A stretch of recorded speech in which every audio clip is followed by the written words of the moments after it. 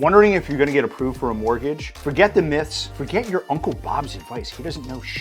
It all boils down to income, assets, and credit. And by the end of this video, you're gonna know if lenders decide on whether you're in or you're out.